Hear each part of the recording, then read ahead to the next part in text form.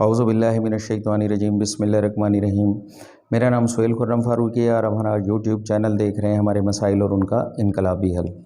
تو آج کا ہمارا پروگرام نمبر 19 ہے کہ ہمارے دوست پوچھتے ہیں کہ ہمارے پاس ٹائم نہیں ہوتا، ہم کس طرح قرآن سے رابطہ جوڑیں اور کس طرح اس کو سمجھ کے پڑھیں۔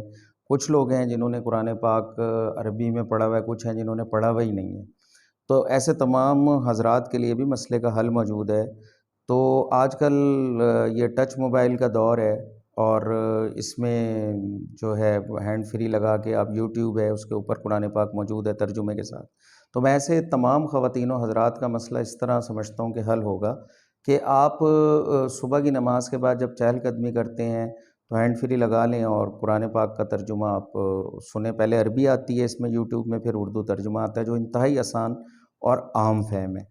اسی طرح جن لوگوں کی صبح آنکھ نہیں کھلتی اور وہ دیر سے اٹھتے ہیں، قضا نماز پڑھتے ہیں، تو وہ میری ان سے گزارش یہ ہے خواتین و حضرات سے کہ آپ رات کے کھانے کے بعد کم از کم 1200 قدم آپ لازمی چلیں۔ 1200 قدم جب آپ چلنے کے لیے کھڑے ہوں گے تو آپ ہینڈ فری لگا لیں اور اس پہ قرآن پاک موبائل جیب میں ہوگا اور قرآن پاک سنیں آپ۔ قرآن پاک کا عربی آئے گی، پھر اس کا اردو ترجمہ آئے گا۔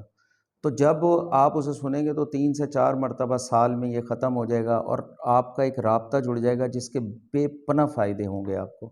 جب قرآن پاک سمجھ کے آپ پڑھیں گے، سمجھ کے آپ کو وہ جو بھی چیز ہے اس کی وہ ہوگی تو اس میں آپ کو بہتر نتائج نکلیں گے اور ایسا لگے گا جیسے اللہ پاک کے ساتھ آپ کا ٹوٹا ہوا رابطہ جڑ گیا۔ اور یہ بھی ایک معجزہ ہے قرآن پاک کا کہ آپ کو ہر دفعہ جتنی دفعہ آپ ترجمہ سنیں گے آپ کو کوئی نہ کوئی نئی چیز سمجھ آئے گی زمانے کے مطابق۔